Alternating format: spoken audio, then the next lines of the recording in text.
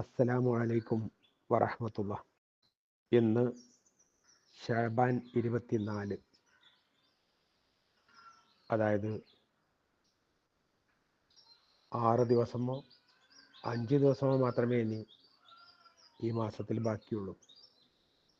റമദാൻ വളരെ വേഗം നമ്മുടെ അടുത്തെത്തിക്കഴിഞ്ഞു.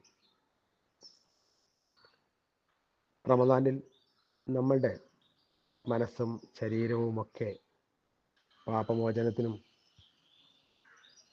സ്വർഗം ലഭിക്കാനും നരകത്തിൽ നിന്ന് അകന്നു കിട്ടാനുമുള്ള പ്രാർത്ഥന കൊണ്ട് നിറഞ്ഞിരിക്കണം. നോമ്പിന് സാധാരണ നമ്മൾ പ്രാർത്ഥിക്കാറുള്ള പ്രാർത്ഥനയാണ് അഷ്ഹദു അല്ലാ ഇലാഹ ഇല്ലല്ലാഹ് അസ്തഗ്ഫിറുല്ലാഹ് അസ്അലുക്കൽ ജന്നത വഅഊദു ബിക മിനന്നാർ.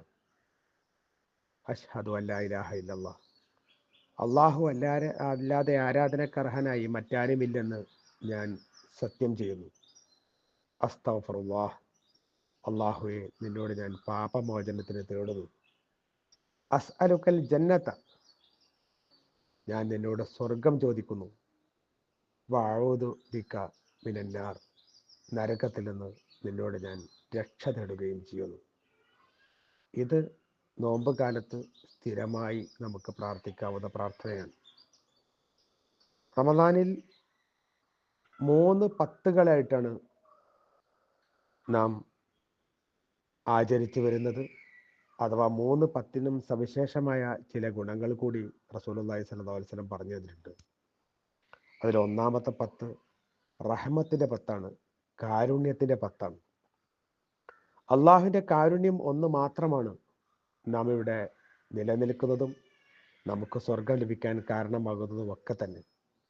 അതുകൊണ്ട് നമ്മളുടെ മേൽ കാരുണ്യം അധികമായി ലഭിച്ചുകൊണ്ടിരിക്കണം എന്ന് ആ 10 പ്രാർത്ഥനകളിൽ പ്രത്യേകമായും ഉൾക്കൊള്ളിക്കേണ്ടതുണ്ട്. അല്ലാഹുമ്മ റഹംനി യാ അർഹമർ റാഹിമീൻ, അല്ലാഹുമ്മ റഹംനി, അല്ലാഹുവേ നീ എന്നോട് കരുണ കാണിക്കണമേ.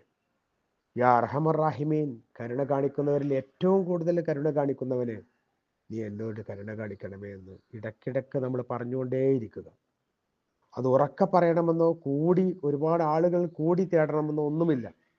നമ്മുടെ ഒറ്റക്ക് നിൽക്കുന്ന അവസ്ഥയിലും നാം കിടക്കുമ്പോഴും ഉറങ്ങാൻ കിടക്കുമ്പോഴും അല്ലാത്ത സമയത്തുമൊക്കെ നാം കൂട്ടും കുടുംബവും ഒക്കെ ചേർന്ന് നിൽക്കുമ്പോഴും നമ്മുടെ മക്കളുമായിട്ട് ഒന്നിച്ചിരിക്കുമ്പോഴും ഒക്കെ നമുക്ക് ഈ പ്രാർത്ഥനകൾ ചൊല്ലാവുന്നതാണ്. അല്ലാഹുമ്മ റഹംനി യാ അർഹമർ റഹീമീൻ എന്ന് ആദ്യത്തെ 10 ദിവസങ്ങളിൽ മുടങ്ങാതെ പറഞ്ഞുകൊണ്ടേയിരിക്കുക.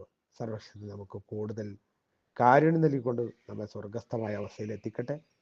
ആമീൻ. അസ്സലാമു അലൈക്കും വറഹ്മത്തുള്ളാഹി.